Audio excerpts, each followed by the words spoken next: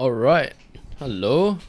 So, today what I'll be sharing on is more on attraction.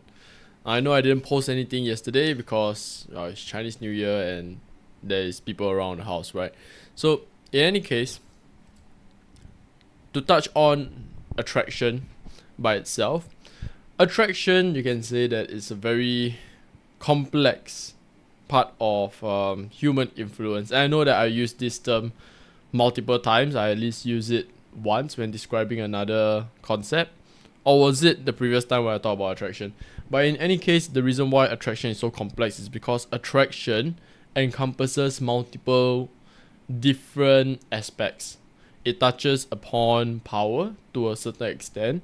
It touches upon the idea of identity. So it is quite compounded, and I wouldn't be able to share everything or all my understanding.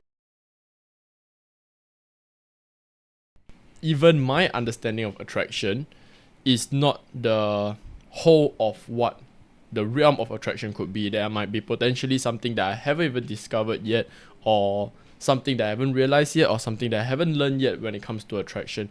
But in any case, I'll try to share attraction in a way that at least easier to understand, and certain aspects which can help you see and change your perception when it comes to attraction. Because generally the reason why people struggle with attraction is because we have the wrong conception when it comes to the concept of attraction.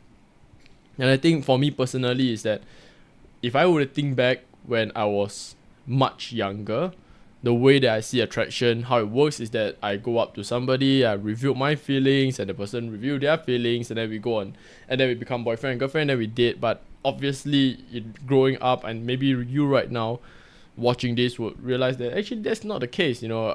I may or may not know what attraction potentially is or isn't, but at the very least I know that attraction is not what you just described, right? Which is like you going up to the person, say, hey, I like you, do you like me, please be my girlfriend, and then like we're gonna go on dates, and then etc etc.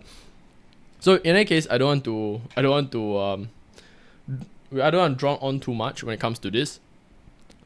So the idea of attraction to me is almost like a Venn diagram. So on one hand we have, I should have probably done another way to make it neater, but any case there is influence on one hand, and on the other hand is power. And of course, in a more meta sense, you can say that, well, influence and power technically is the same. And when I touch on power, I'm going to re-emphasize this point, right? In actual fact, what influence actually is influential power, and power, or rather the power that I mean over here, is traditional power, which is the control over rewards and punishment.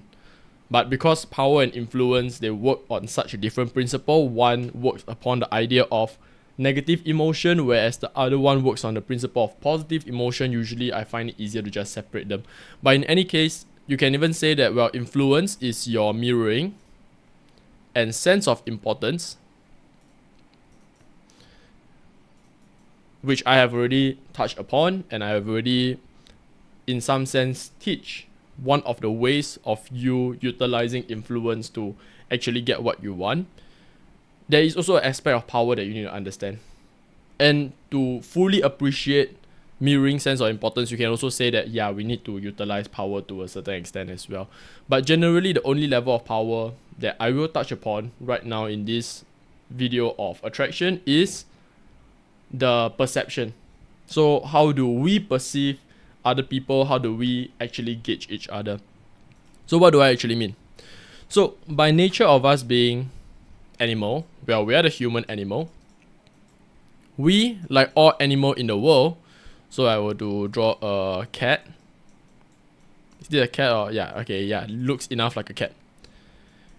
Now in the wild, or stray animals to a certain extent, even household animals, so long as that animal, this works the same. All animals have a ability, innate ability, to gauge the strength of the other. So for example, if let's say this cat look at based on the size difference. Maybe this is smaller in size, this cat is larger in size, then they'll perceive that, okay, maybe this cat is a strength level of 800 and I'm a strength level of 500, and if I were to go toe to toe, I will likely lose, I will be injured, I will be killed off, which is not desirable for me. So this same system can also be used to measure attraction, or rather attractiveness.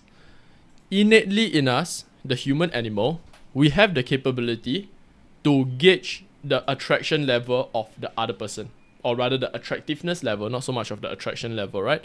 So if let's say the attractiveness level of the other person, we can put it into numerical values, which human beings, we tend to be able to do that. We can say that, okay, this person is maybe a 8 out of 10. And then when it comes down to gauging our own attraction or our own attractiveness, you can also say that human beings to a certain extent is able to do that, right? But I'll touch on a little bit of that later on. But generally, what you want to understand right now is that we are able to put a sort of number based on the estimation of somebody's attraction. Then the issue is, okay, where does this number come from? So there is two ways. One is, and both influence the number to a certain extent. One is subjective.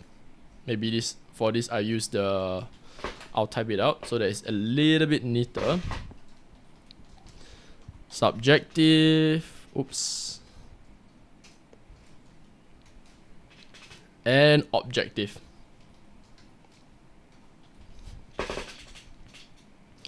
So subjective and objective.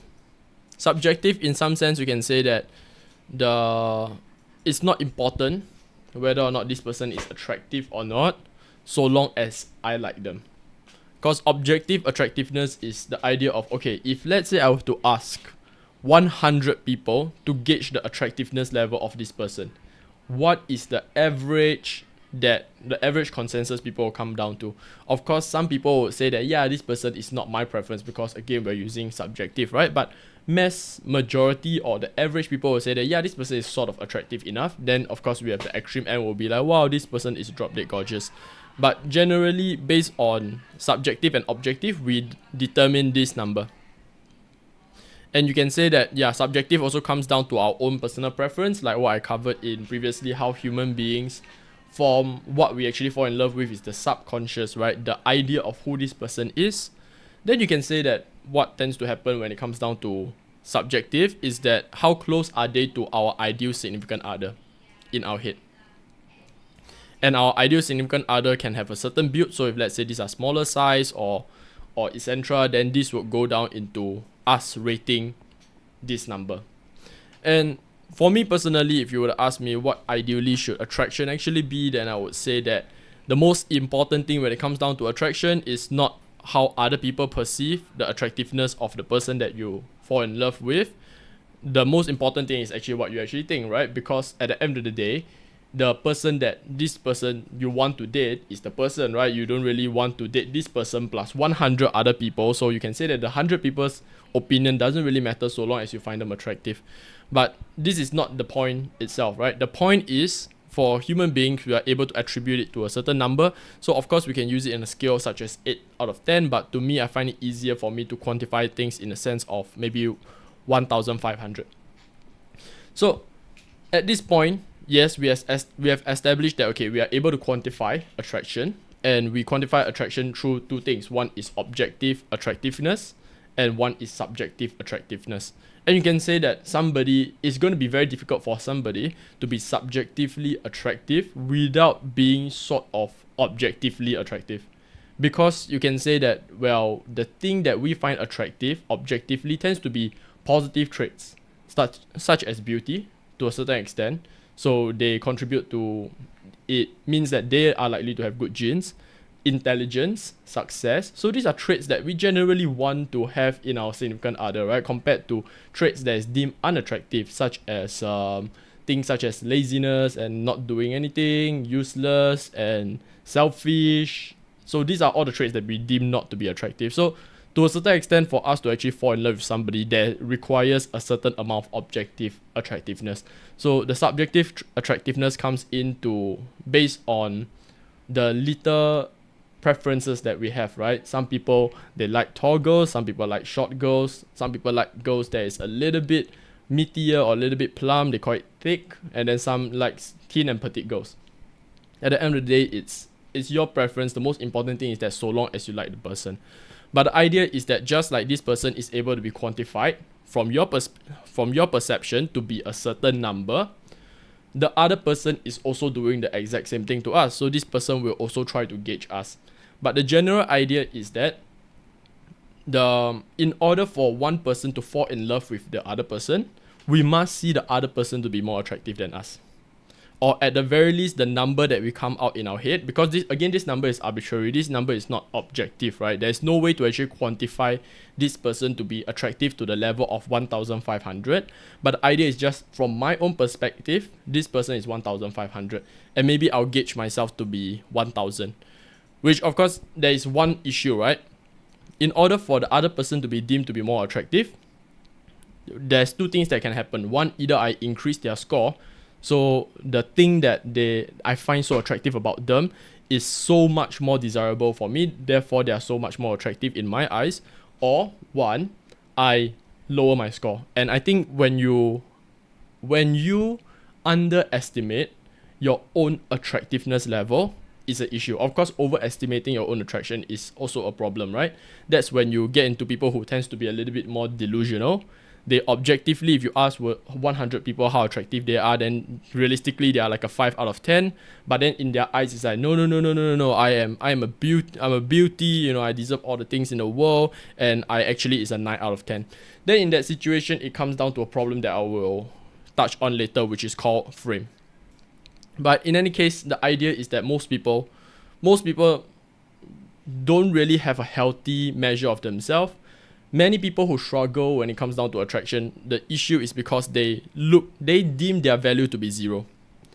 And because they neglect to actually take a step back to see things to see the whole situation from a more holistic perspective, they fail to realize that they have certain qualities that are deemed to be desirable.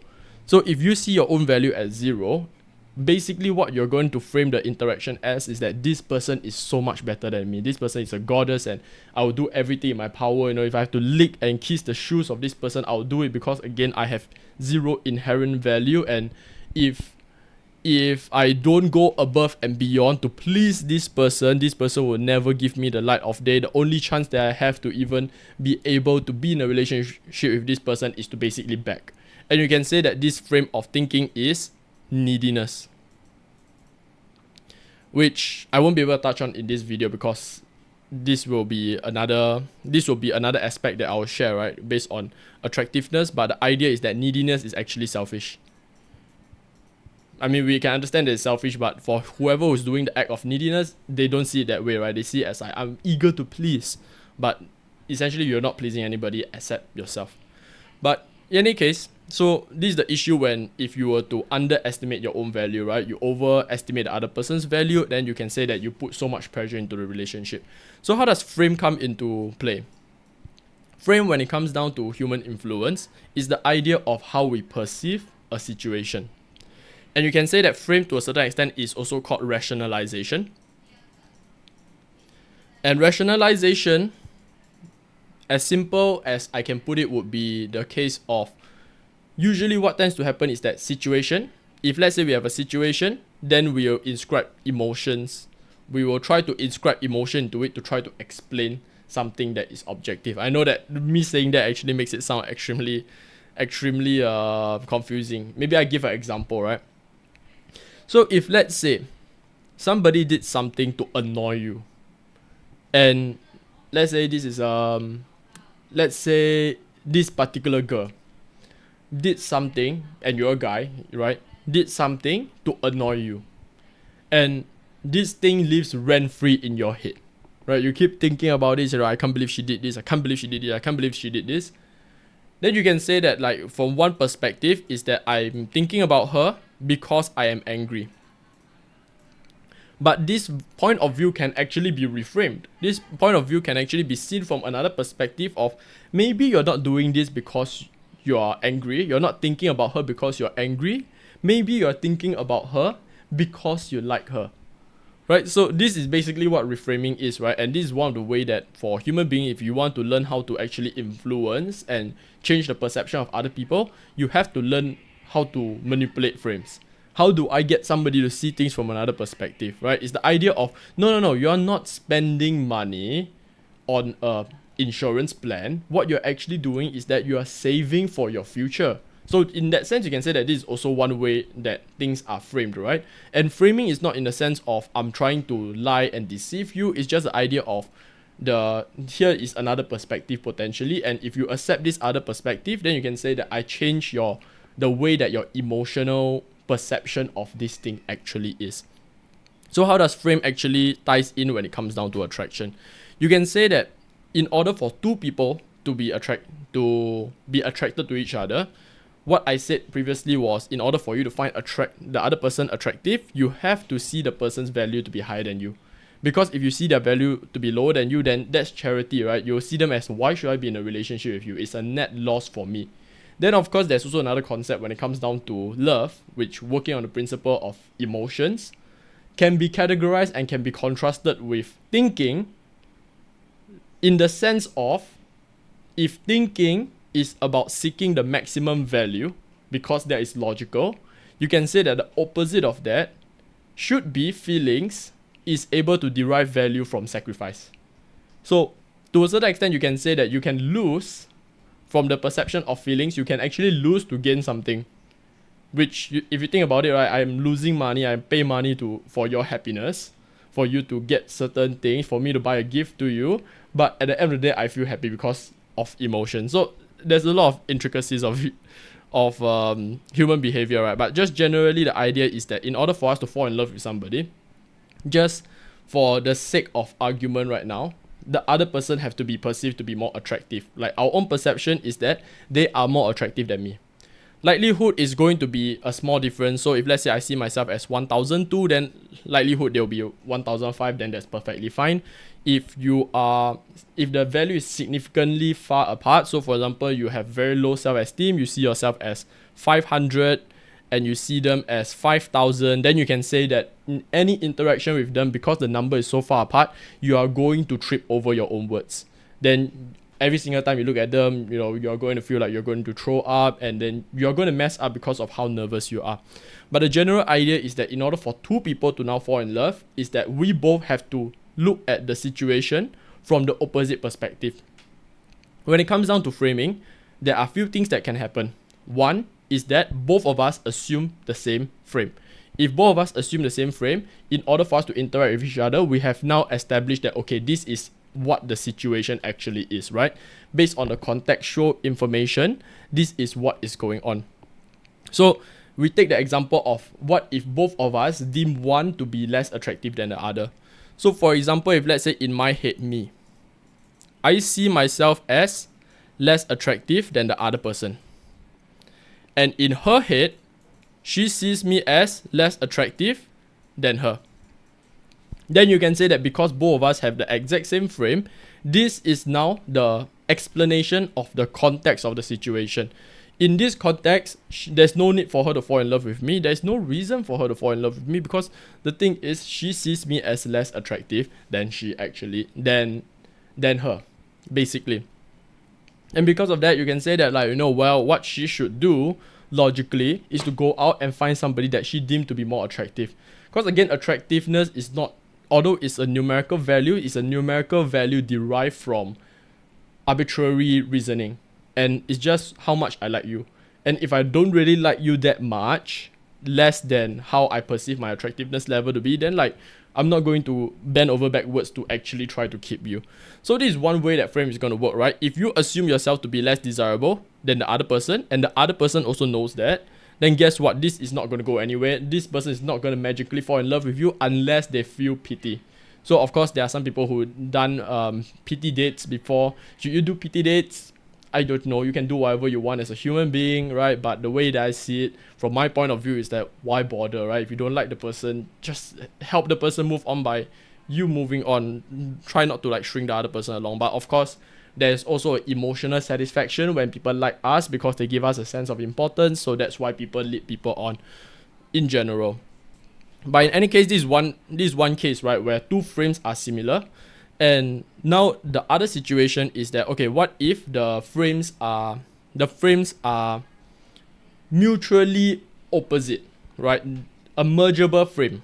So basically is that if I see this person to be more attractive than me, but she see me to be more attractive than her, then you can say that these two frames, when we try to merge them together, there is two situations. One is that either we achieve a net even, which means that we agree to disagree, and what we tend to move on is that I like you, you like me, and that is objectively what the frame is.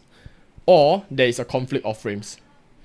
So I'll touch on conflict of frames later, right? But in this situation, you can say that this frame is sort of mergeable because the net equal of me liking you and you liking me is we like each other. The thing that can be replaced about the frame is not contradicting, and therefore, in the situation, ideally, right, I'll say this is the ideal situation if two persons is attracted to each other. I think that you're more attractive than me. I think that you're more attractive than me, and you think that I am more attractive than you.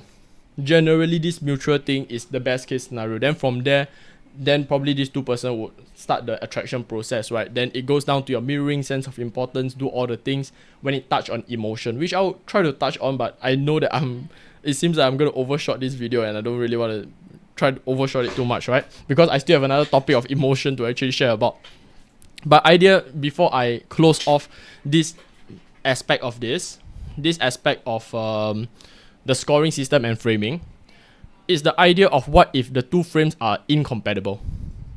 If I see this as I am attracted to you and you are attracted to me, so I think that this is mutual. But in actual fact that you are not attracted to me, in your head is that I am attracted to you, but you are not attracted to me. So this is only one way, right? In my delusional mind, I see as two-way. In your mind, you see it as it's a one-way situation. You can say that this two frame is now in direct conflict. Both of these frame cannot be true at the same time. Unlike the one where I like you and you like me, well, it can be true if both of us like each other. But now in this situation is that I like you, you like me, but in your head is that you don't like me, but I like you. So the idea now is that this two frame is in direct conflict of each other. In order for this to be resolved, usually most of the time is that people just assume the world to be in a way, right? So I would try to treat you thinking that like I have a good shot of attracting you, then I'm gonna try to impress you and everything like this. But all the while you see it as very pitiful, right? Now why is this weird ass gremlin person trying to talk to me? Can this person just go away and leave me be, right? So this is unfortunately, I would say, one of the most problematic frames system that people get themselves into, which is people who tend to be a little bit more delusional. They'll see it as I have a decent shot with my crush. I really like this girl and I think that this girl likes me. Why? Because this girl smiles at me. Which again, because they'll come to the conclusion because they don't really understand fully when it comes down to how human being actually controls emotion and body language. So they'll assume girl smile at me means that she likes me and therefore I got equal chance. She likes me, I like her, this is what it is. But the girl just see it as I like you as a friend, right? I'm just being polite. But in any case, this when it comes down to framing, and the last thing that I do have to touch on in framing is that, okay, so now that I understand framing and I know that there's this numerical value, and if somebody sees me to be less in numerical value than them, so for example, if let's say they see themselves as 1000 and they see me as 800, they are not going to fall in love with me. How do I change this number? You change the number by two ways. One, I feel like it's easier than the other. One, of course, is objective.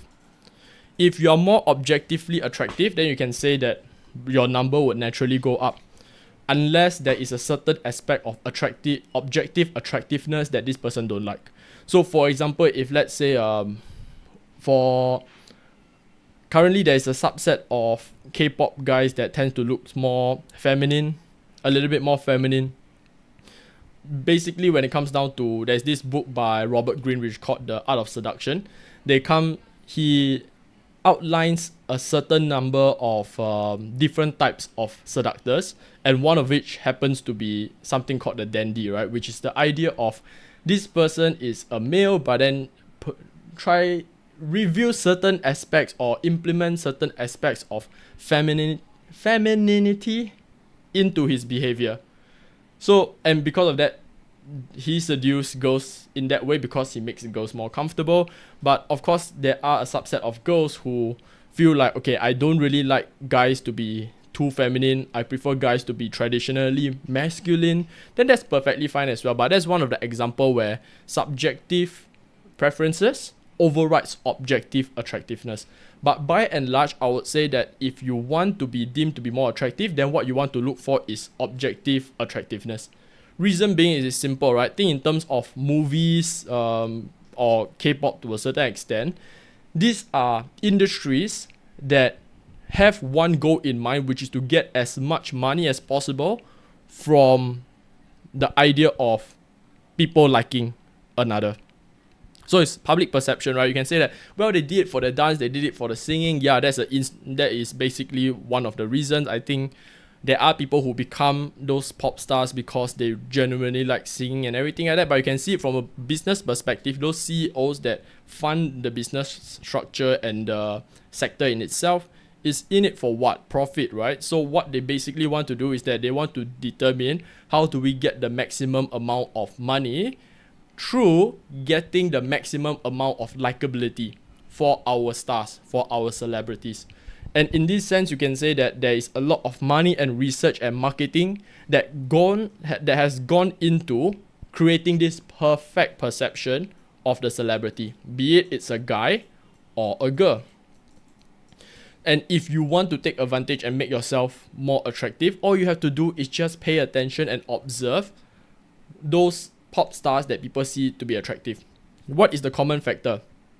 Generally, if you were to look at the K-pop star, they tend to be slender. Which, again, by nature of them being K-pop, they tend to be Asian. So you can say that to a certain extent, they are marketing to a certain subset of people. And there might be people with different cultural preferences that tend not to prefer girls to be that slender, which again comes down to your subjective preference. But by and large, this clues you into generally what people find to be attractive, right? And when it comes to guys, it's the same thing. If we look in terms of movie stars and everything like that, they tend to be tall, muscular, broad shoulders. Of course, you can't change your height. You can't really go get your knees done. There's no knee surgery to increase your height. But the bare minimum, what you tend to do is that you can actually get yourself into better shape. If you are pudgy looking, you are fat, then you can say that, well, what you tend to do is you want to slim down so that you look at least closer to the superstar. Then, of course, you can also say that, like, well, there are some girls who don't really like guys to be that superstar build, right? Because one thing is maybe they'll spend too much time in the gym, they don't really have time to spend on you, they could be a little bit more vain, and all the other reasoning that the girl can come up with to not find someone to be extremely attractive, right? Or rather, traditionally extremely attractive. But the idea is still, that is at least the direction that you want to go towards. And I would say the safe spot is if you were to think in terms of a neutral male and female. So if you open a textbook, a biology textbook, and it points down, okay, this is what a male look like, this is what a female look like. The sweet spot is generally that, in between that, and that of the extreme end of the action star or the K-pop star. So long as the idea is that you want to be more attractive, look to pop media. What do people find attractive? You can even look to a certain extent fiction. You can look to anime, right? Of course, you can't change your face to be like anime, but there is a certain aspect of behaviors that seems to tug on the heartstrings of girls and guys. So long as you can see the patterns, you can replicate the patterns, you will have the same degree of attractiveness, generally. And this is objective, right? So objective attractiveness is easier to replicate. Then the other thing that you potentially can do is subjective attractiveness. So this is the idea of making it a bespoke experience, but this requires you to have a little bit of insider knowledge or a little bit more information on the person that you're trying to attract. So if the person that you're trying to attract have a certain preference, for example, right? Again, one of the example is that tall, short, skinny, fat. Then what you tend to do is that, well, you know that they have this preference from this type. So for example, if let's say you want to attract a guy that tends to be a little bit more, that likes girls to be a little bit more thick, then you can say that, well, what's the point of you going to the direction and change your body to be that of a K-pop star where it's generally petite and slender? You want to basically catch, if you want to catch salmon, you want to use the bait that catches salmon, right? So if hypothetically, if I want to go to the savannah and I want to catch a lion, I'm not going to use seeds or worms or etc. I'm going to use a big juicy red meat because I know that's what lion wants. So the idea is that if you know what this person wants, then you just target that essentially. If this person like intelligent person, then of course you want to be a little bit more intelligent. How do you increase your intelligence? Read more books, understand more things. I'm pretty sure that the whole aspect of how to make people more intelligent is something that have been well researched, but you can say that, well, we are struggling to actually get any outcome when it comes to increasing intelligence. But the whole idea is that if the person likes certain subjects such as history, then it doesn't hurt for you to actually read up on history to make yourself more attractive in that way. If you can't be a supermodel, well, at the very least you can have a nice extensive conversation with them through history, which is something that they are interested in. So in any case, I see that this is already reaching 30 minutes. Unfortunately, I won't be able to touch on emotion, which is very unfortunate because I thought that I can cover this plus emotion, and then I can cover the remaining, right, which is the aspect of why the mindset of why human being actually fail when it comes down to attraction. I thought I can cover that in basically 2 videos, but apparently now this at the very least seems to be 3 videos, right? Hopefully not 4. But of course I also don't want to draw on this for too long, then I'll end up with another hour video. So in any case, I'll just end off it right now. I know that I covered basically one topic, but from a lot of different directions, from a lot of different tangents and point of view, how this can affect, and it can be a little bit confusing. Again, if you have any queries, you have any confusion, then feel free to let me know. Then I will look through and try to see if I'm able to explain it in a better way that is easier to understand. But in any case, I'm going to end off the video over here. The next time, what I'm going to be touching more on is coming to the aspect of emotion, right? In order for you to actually attract somebody, you have to trigger certain emotions in them, because if you don't trigger emotions, then you are basically the equivalence of a chair. And I'll go on and elaborate more on that in the next one. But in any case, I'll end off everything here. I'll see you in the next one. See you.